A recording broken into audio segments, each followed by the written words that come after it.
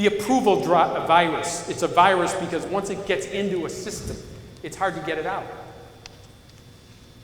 Approval virus means I don't ever make a decision before looking behind me and saying, well, is somebody else going to like it? Are they going to like me?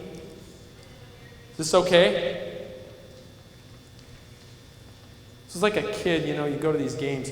The thing about parents going to kids' games, I want to tell you about this little quirky problem I have. Now, I'm thinking that when I was in high school and I was playing sports, I'm aware that my parents didn't come to my games, a lot of my games. They came when they could. Did anybody else have that experience or not? Raise your hand if you had that experience. Wow, okay then. And I still was able to mate, reproduce, and have a job. I still was able to, sure, I was abused, but, I made it through.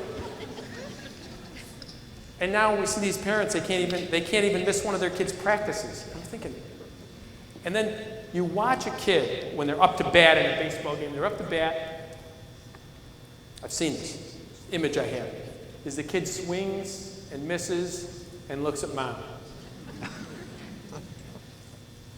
What is that? Am I still okay? You gonna stay to the end of the game? Now, the idea of playing sports would be to help the kid focus on personal betterment as a participant. In other words, to get their head into the game.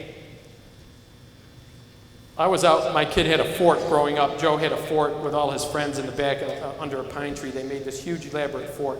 I was out there in the garden doing some gardening next to the fort, and I heard one say to the other guy, 15-year-old kid saying, yeah, I play a lot better when my parents aren't there. Wow, that's worth thinking about.